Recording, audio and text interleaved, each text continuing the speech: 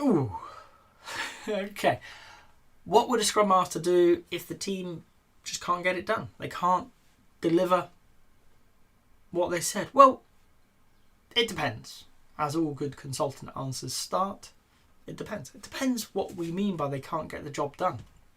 Is it that they can't get the goal achieved that they committed to in the sprint? Well, okay, that's going to happen. That is not an occasional occurrence. In the early days, that's often the norm. Okay? So you realise towards the end of the sprint that actually the team, they're not going to reach their goal. Okay? Bring it up with the team, make sure the product owner's in that conversation and decide what the right thing is.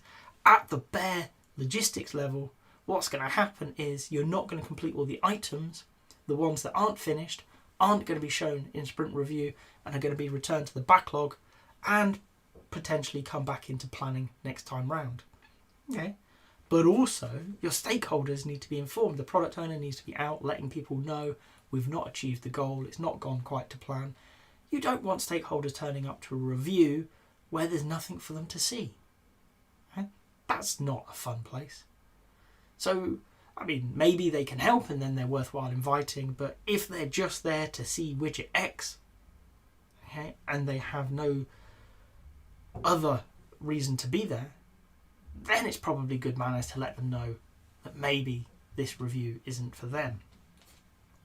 So at a sprint level, it's not catastrophic. It's going to happen. All you do is you do what you can, you inform the people that need to know, the work goes back on the backlog, and maybe it comes out next time round. If, however, you're not going to get your product to the place it needs to be, okay, that product goal is in jeopardy, that's different. What we need to start doing now is looking at why is it in jeopardy.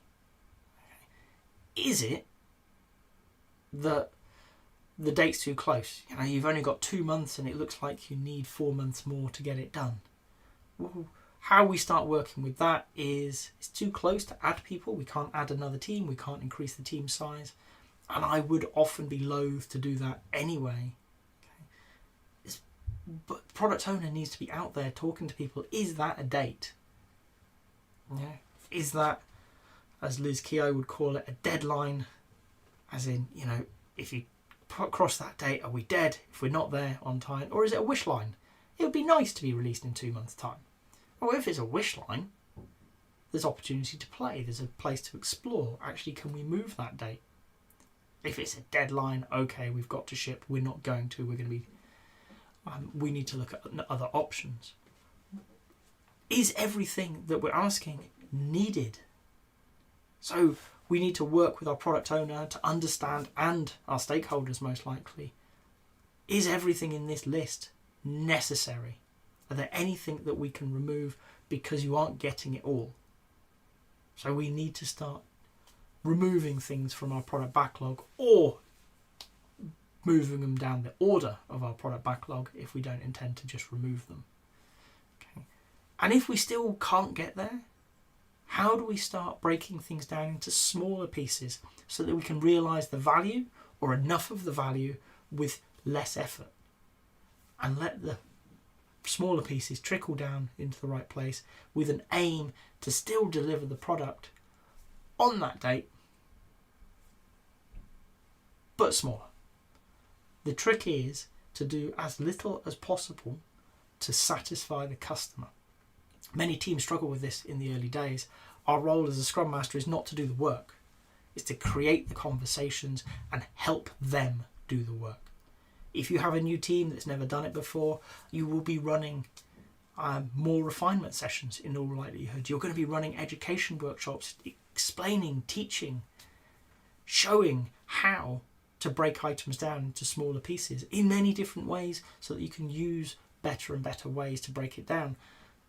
The aim being, this is the minimum amount of work we can do and achieve the outcome that we want. That might be a lot, don't get me wrong.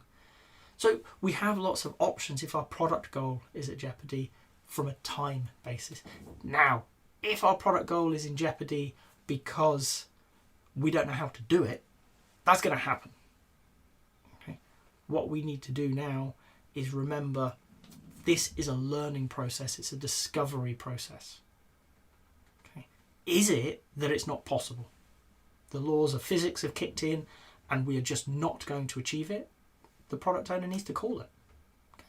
There is no point in pursuing something that is impossible within the laws of the land, within the laws of the universe. Okay. So call it. If, however, it is possible within the laws of the land and the laws of the universe, then maybe it's because you don't know how. Well, that's great. We have a unit. The Scrum team as a whole is an amazing learning unit. It needs to start researching. It needs to start discovering how to do things. Bringing in more skills. Maybe it's a skill we can buy in. Send somebody on course. Invite somebody to work with the team for a short period of time to transfer those skills in, to give them that capability. Okay.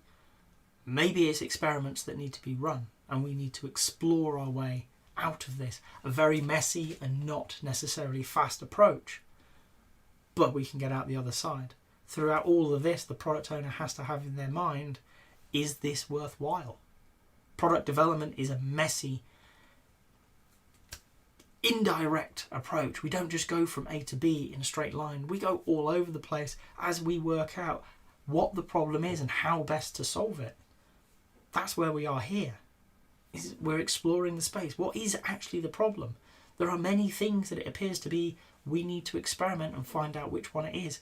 And there are many options to solve these, so we need to play around with those as well to understand how do we solve the right problem. That takes time, that takes effort. Our role as a Scrum Master is very often to remind people of this. It is not to do the work. We aren't developers. We're there to create an environment where they can do their best job. If your product is in jeopardy, you need to understand why. Okay? You then act as a guide to the rest of the team to help them understand best how to move forwards. Is it just not going to happen? Okay. A successful product development in the Agile world is not necessarily delivery of a product. Sometimes it's saying we can't do this. We can't do it in the time, in the money, or we just can't do it. We can't see any conceivable way of doing it. As soon as you know that, stopping is the sensible answer. So we're supporting our product owners in making that decision. Okay? Sometimes it's not knowing how, and it's going to be messy and exploratory, and that's fun. Okay? And we need to remind people that value is not always direct customer value. Sometimes that value is in knowledge, is in learning about the space within which we're playing, because ultimately it will come to fruition. So what are we doing when our product is struggling? It depends. It really does depend on where you find yourself. If it's just the sprint, we're going to improve next time. We've got a retrospective, okay? But if it's the product, you've got options. You need to start exploring them with your team to understand where are we in truth and how do we move forwards. If you've got to this point in the video, I hope you've enjoyed it. If so, a like would be appreciated. If you want to hear more from me, more answers to questions that maybe you've got in the Agile world, please subscribe to the channel. And if you've got a question that you really want answered, drop it in the comments. I promise we'll get around to it. Thank you.